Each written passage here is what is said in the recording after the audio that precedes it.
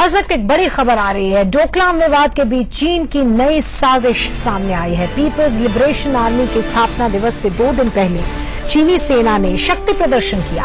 Peoples liberation army के 90 साल पूरे होने पर उत्तरी चीन के सैन्य बेस पर चीनी सेना ने एक बड़ी मिलिट्री परेड निकाली और इस कार्यक्रम में चीनी राष्ट्रपति शी जिनपिंग भी मौजूद थे। शी जिनपिंग ने आर्मी ड्रेस पहनकर सैन्य टुकड़ियों का मुआयना किया। खास बात यह है कि चीनी राष्ट्रपति ने सेना को जंग के लिए तैयार रहने के लिए कहा और इसे भारत को युद्ध की धमकी के तौर पर देखा जा रहा है। 1949 के कम्युनिस्ट आंदोलन के बाद ऐसा पहली बार हुआ है जब 1 अगस्त को मनाए जाने वाले आर्मी डे से 2 दिन पहले चीन ने अपनी सैन्य ताकत का इस तरह से प्रदर्शन किया है। इस परेड में advance fighter jets, tank, nuclear missiles, J-20 stealth विमान, ये सब शामिल थे। एक बार आपको ये बता देते हैं कि डोकलाम विवाद है क्या। डोकलाम में चीनी सैनिकों ने अपने बंकर बनाए हैं और चीन के सैनिकों ने भारतीय सेना के बंकर को तोड़ा। उसके बाद भारतीय जवानों के साथ धक्का मुक्की की गई। भारत के ऐतराज के बाद सड़क बनाना चाहता है चीन। भारत को वो जो पूरा एरिया है वहां पे सड़क बनाने से ऐतराज है भारत को। भारत ने चीन को अपने सैनिकों को हटाने के लिए कहा लेकिन चीन नहीं माना। डोकलाम से सिलीगुड़ी गलियारा बस 50 किलोमीटर दूर है और इसी वजह से ये पूरा विवाद जो है ये बड़ा ही होता जा रहा है।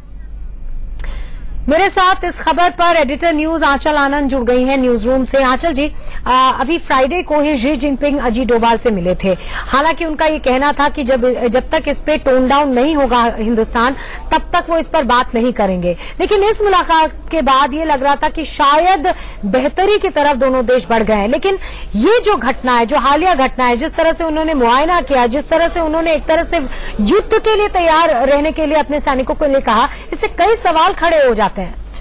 मैत्री, बिल्कुल अगर देखा जाए तो ये पिछले 2 महीने से करीब जब से ये डोकलाम पूरा विवाद शुरू हुआ है तब से जो चीन कर रहा है उसको एक्सपर्ट्स कहते हैं साइबॉर्ड। लगातार साइकोलॉजिकल वॉर कर रहा है, माइंड गेम्स खेल रहा है और ये टिपिकल बिहेवियर जो है ये बुली बिहेवियर है। चाइना अपने आप को एस्टैब्लिश करना चाहता है कि वो इलाके का बिग बुली है, बिग बॉस है और जहां जो चाहेगा वैसा हो जाएगा।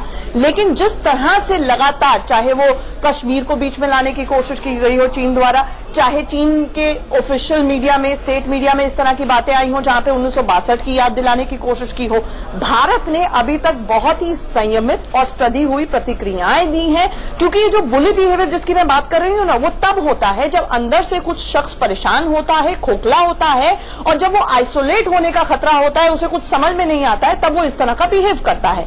चीन के रुख को अगर देखा जाए कुल मिला के जो लगातार सिग्नल्स देने की कोशिश कर रहा है वो सिर्फ और सिर्फ इसलिए कि वो चाहता है कि भारत पीछे हट जाए। लेकिन भारत का स्टैंड बहुत क्लियर है। हम ये कतई नहीं कह रहे हैं कि जो इलाका डोकलाम का है वो भारत का है। हम एक इन्वेडिंग आर्मी नहीं है। हम सिर्फ भूटान, जिसके साथ हमारा अग्रीमेंट है, भूटान को हमने सहयोग देना है और भूटान और चीन के बीच में कोई भी कूटनीतिक रिश्ते नहीं है।